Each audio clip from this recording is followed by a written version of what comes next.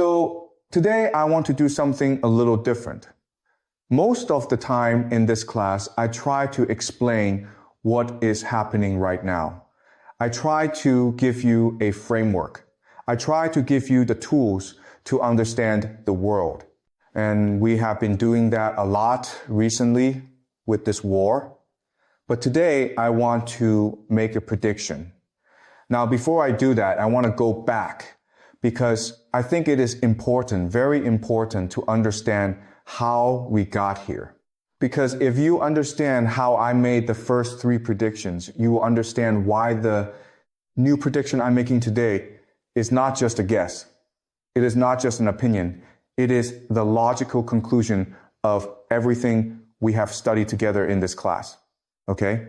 So let's go back to May 2024. It is May 2024.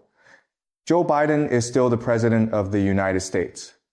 Donald Trump is facing 91 criminal charges. Most people in the media are saying Trump cannot win. Most people are saying there will be no war with Iran. The world looks relatively stable. And in this classroom, I made three predictions. Prediction number 1, Donald Trump will win the presidential election in November 2024. Prediction number 2, the United States will go to war with Iran. Prediction number 3, the United States will lose this war and this loss will forever change the global order. Now, 2 of these predictions have already come true. Trump won, America went to war with Iran, and the whole world is now watching to see if the third prediction comes true as well. But here is what I want you to understand today. I did not make those predictions because I am special. I did not make those predictions because I have some magical ability to see the future.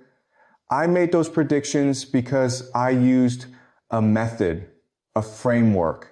And that framework is what I call predictive history, using game theory and structural patterns from history to understand where things are going. And today, I want to use that same framework to make my most important prediction yet. I want to tell you exactly how this war ends, okay? So, let me first explain the method and then I will walk you through the prediction step by step because I never want you to just accept what I say. I want you to see the reasoning. I want you to test it yourself. That is what this class is about. So, how do I make predictions? I look at 3 things. First, I look at structure. What are the deep structural forces shaping a situation? Things like geography, population, economic systems. These things do not change quickly. They constrain what is possible. Second, I look at incentives. In game theory, every player in the game is trying to maximize their own interest.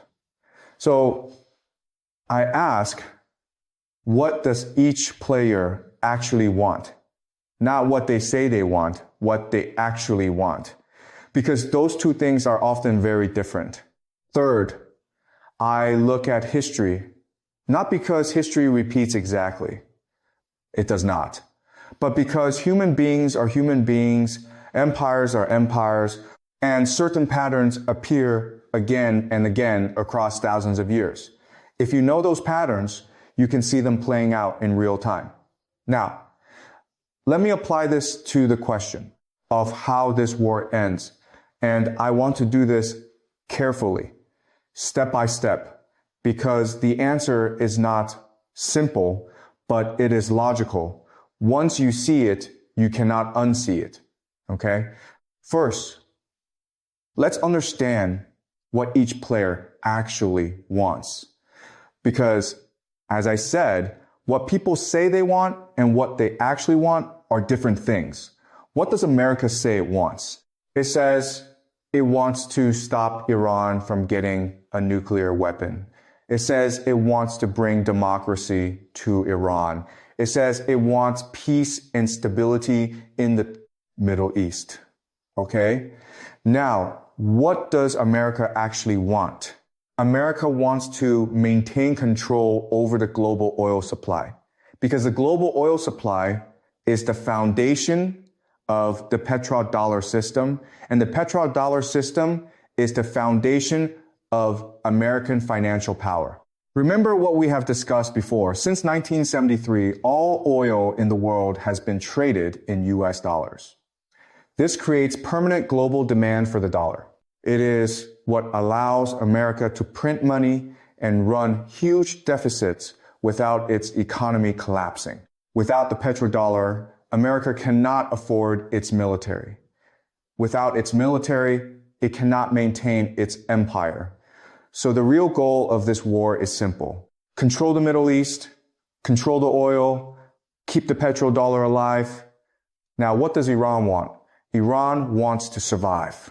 That is the most basic thing. Iran has been under American sanctions for decades. America has been trying to regime change Iran since 1979. Iran has watched what happened to Iraq when America invaded. It watched Libya get destroyed. It watched Syria get destabilized. Iran knows that if it does not fight back, it will be destroyed. So Iran's first and most fundamental goal is survival. But Iran also wants something more.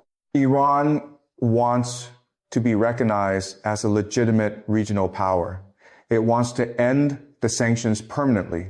It wants to control the Strait of Hormuz, not just now during the war, but permanently as a tool of economic leverage. And it wants its allies, Yemen, Hezbollah, Iraq, to be protected as part of any settlement. Now, what does Israel want? Israel wants to replace America as the dominant power in the Middle East. I have explained this before, and I will be brief today. Israel is auditioning to be the new empire. It is showing the global elite, the finance class, the asset managers, the people who actually run the global system. It is showing them that it is willing to fight, that it has the unity, the determination, the strategic intelligence to be the muscle of the global system when America is no longer able to do the job. And what do the Gulf states want? Saudi Arabia, UAE, Qatar, Kuwait.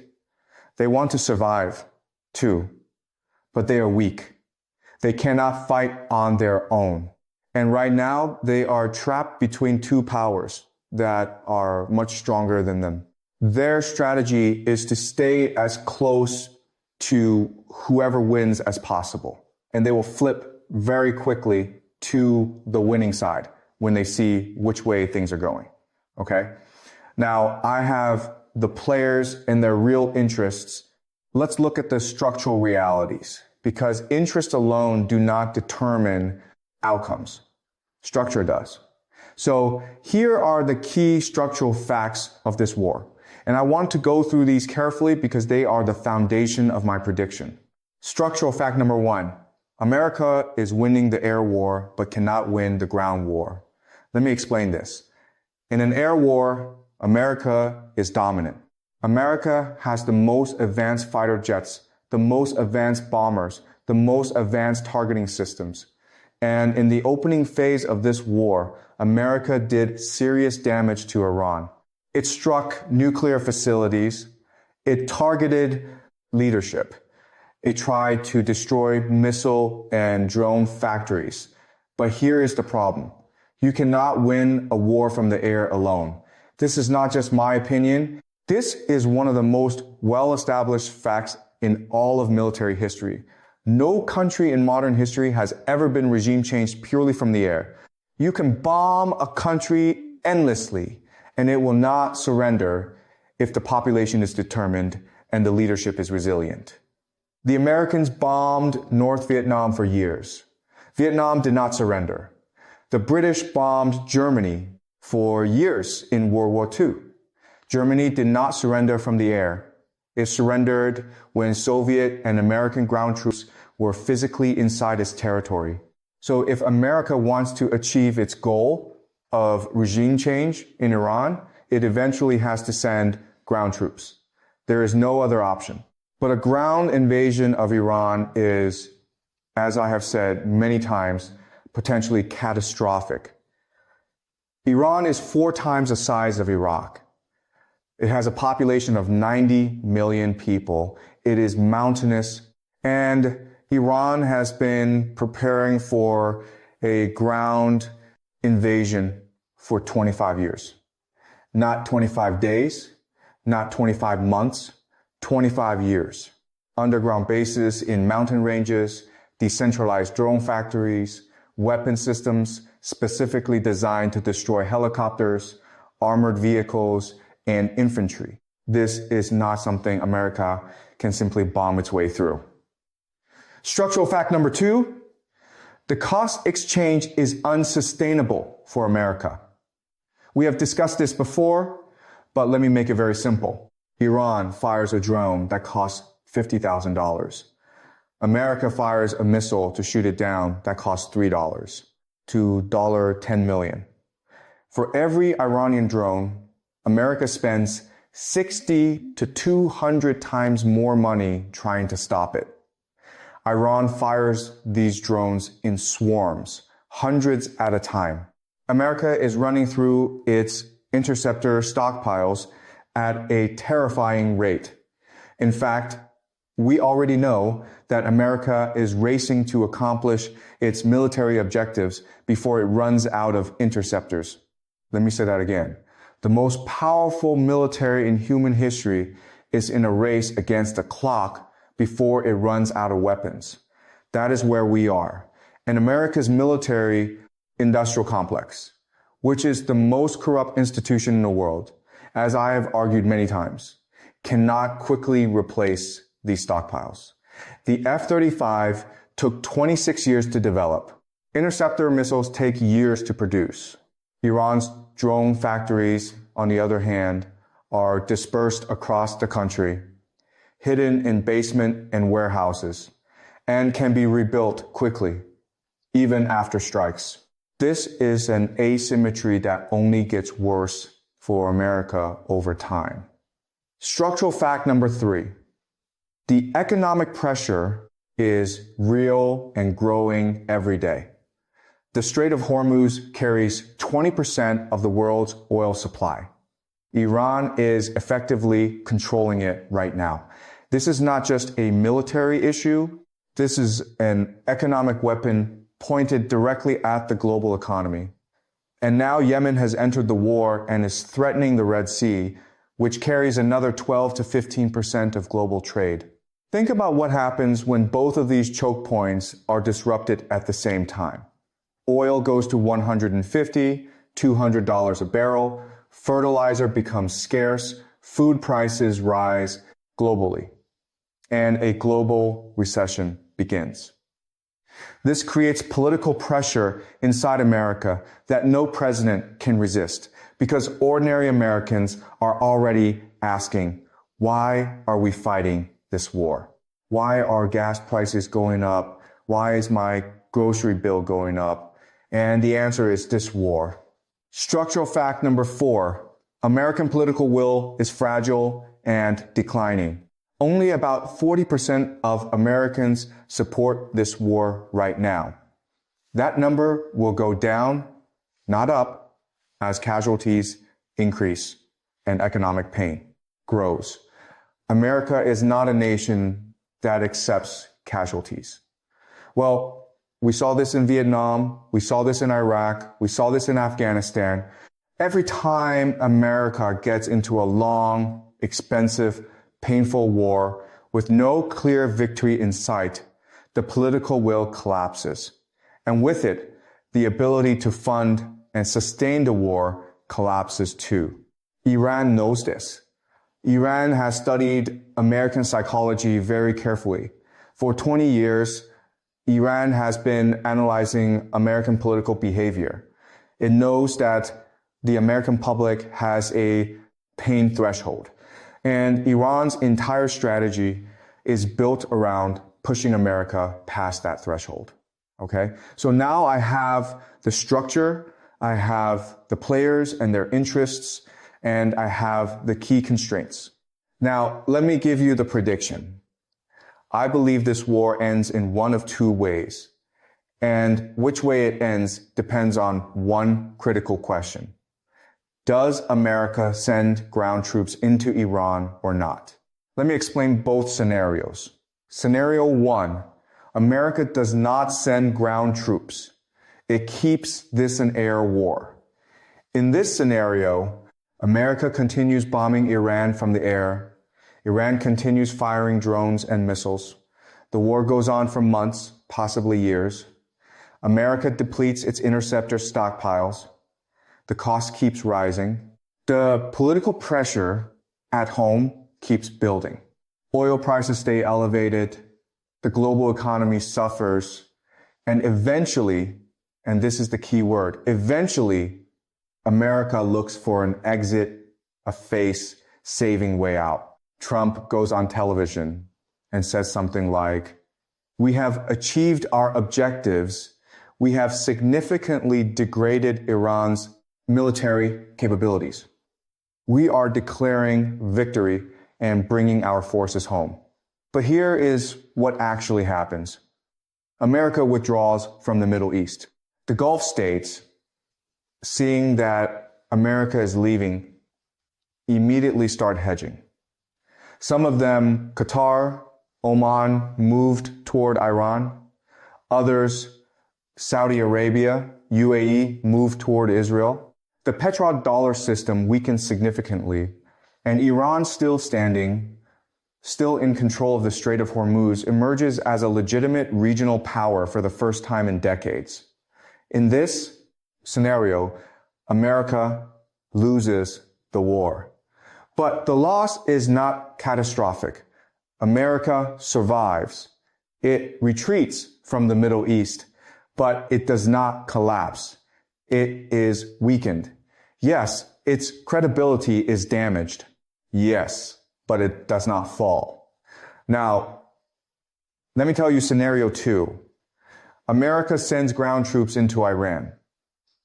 In this scenario, America decides that air power alone cannot achieve regime change. The pressure from the GCC countries, Saudi Arabia, UAE, becomes unbearable because they are being pounded by Iranian drones and missiles.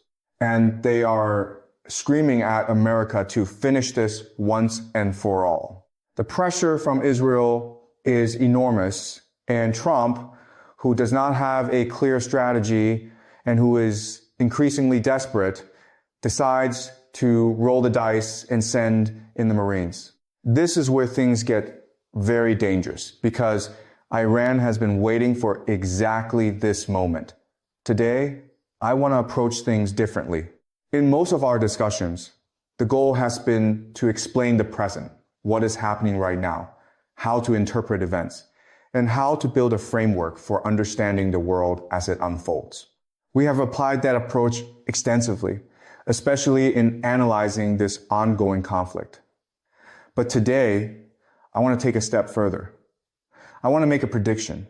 Before doing that, however, it is essential to revisit how we arrived here, because if you understand the method behind earlier predictions, you will understand why this new one is not a guess nor an opinion, but rather the logical continuation of the same analytical framework we have been developing. Let us go back to May 2024. At that time, Joe Biden was still the president of the United States. Donald Trump was facing numerous legal challenges, and the prevailing media narrative suggested that his political prospects were weak. Most analysts believed he would not return to power, and many also believed that a direct war with Iran was unlikely. The global environment appeared relatively stable on the surface. Within this context, I made 3 predictions. First, that Donald Trump would win the presidential election in November 2024. Second, that the United States would enter into a conflict with Iran. Third, that the United States would ultimately lose that conflict and that the consequences of that loss would significantly reshape the global order. Now, two of those predictions have already materialized. Trump returned to office, and the United States has become directly involved in conflict with Iran. The third prediction regarding the outcome and its broader implications remains in progress. It is important to emphasize that these predictions were not based on intuition, personal insight, or any extraordinary ability. They were derived from a method, what I call predictive history. This method combines three analytical pillars: structural forces, incentives, as understood through game theory, and recurring historical patterns. Let me briefly restate that framework. First, structure refers to the deep, slow-moving forces that shape outcomes, geography, demographics, economic systems, and material constraints. These do not change quickly and therefore impose limits on what is possible. Second, incentives focus on the motivations of key actors.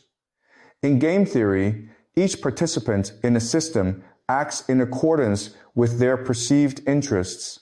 Importantly, what actors claim they want is often different from what they actually pursue. Third, history provides patterns. While history does not repeat itself exactly, it often rhymes.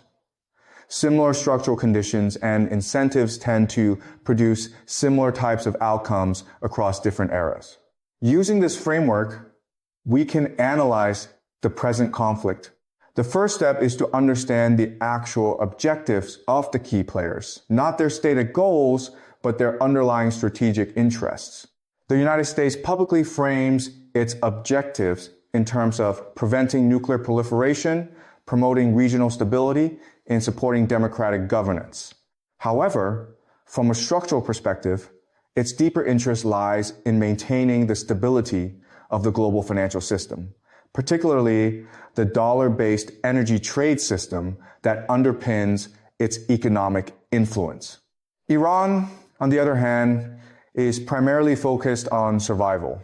Decades of sanctions, external pressure, and regional threats have shaped a strategic posture centered on deterrence, resilience, and asymmetric defense. Beyond survival, Iran seeks recognition as a regional power, the lifting of sanctions, and long-term strategic leverage over critical geopolitical choke points.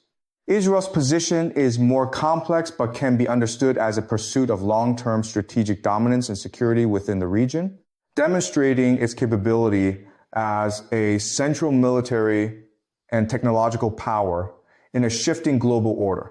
Meanwhile, the Gulf states occupy a more constrained position. They are economically significant, but militarily limited, and their strategies are largely reactive. Their primary objective is survival, coupled with alignment toward whichever side appears to be gaining the upper hand. With the actors and their incentives defined, we must next consider structural realities. One key structural factor is the limitation of air power. While air superiority allows for significant tactical advantage, history shows that air campaigns alone rarely achieve regime change. Ground presence has historically been required to compel political collapse or surrender. This introduces a critical constraint. Any attempt to decisively alter the balance of power within a country like Iran would, in theory, require ground operations, which dramatically increase complexity, cost, and risk. Another structural factor is cost asymmetry. Defensive systems designed to intercept low-cost, mass-produced weapons can become economically strained when forced to respond with disproportionately expensive countermeasures. Over time, this creates pressure on supply chains, budgets, and military readiness. A third factor is geography. Strategic choke points such as maritime passages that carry significant portions of global energy trade introduce leverage points that can influence not only regional stability but also global economic conditions. Disruptions in these areas can lead to rising energy prices, inflationary pressures, and broader macroeconomic instability. A fourth factor is political sustainability. Democracies, including the United States, are sensitive to public opinion, economic conditions, and casualty tolerance.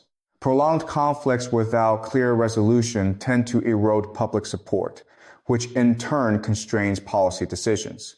When these structural elements are combined with incentives, a clearer picture begins to emerge. Based on this framework, the conflict appears to evolve along two primary paths, both dependent on a single critical variable: whether a ground invasion occurs. In the first scenario, no ground invasion takes place. The conflict remains primarily aerial and asymmetric. In this case, the war becomes prolonged. Costs accumulate, political pressure increases, economic effects intensify, and eventually, a strategic reassessment leads to withdrawal. The outcome in this scenario is not immediate collapse, but rather a managed exit accompanied by a shift in regional influence. The United States reduces its direct presence while regional actors adjust their alignments accordingly. In the second scenario, a ground invasion is initiated. This dramatically escalates the conflict. Ground operations introduce higher casualties, logistical challenges, and the risk of multi-front escalation across the region. In such a scenario, the war becomes significantly more complex and costly, both militarily and politically. The strain on domestic institutions, public support, and economic stability would increase substantially. From a structural standpoint, the likelihood of a full-scale ground invasion is constrained by these costs. The scale of manpower required, combined with the political and economic consequences, creates strong internal resistance within decision-making institutions. As a result, limited engagements may occur, but a large-scale invasion remains improbable under these conditions. Based on this reasoning, the first prediction is that a full ground invasion of Iran is unlikely.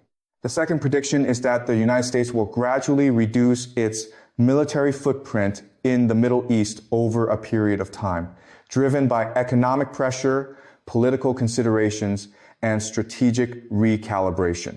This withdrawal would not necessarily occur as a single event, but rather as a process shaped by shifting priorities, domestic constraints, and international dynamics. The third prediction concerns the long-term regional order. In the absence of a dominant external stabilizing power, regional systems tend to reorganize around multiple centers of influence. In this case, it is plausible that Iran and Israel emerge as primary regional powers, each exerting influence over different spheres. Other regional actors would likely align themselves based on strategic interests, economic dependencies, and security considerations. Over time, even ideological rivals may settle into patterns of coexistence driven by mutual recognition of power balances. This does not imply cooperation, but rather a pragmatic equilibrium shaped by necessity. Finally, several key questions arise.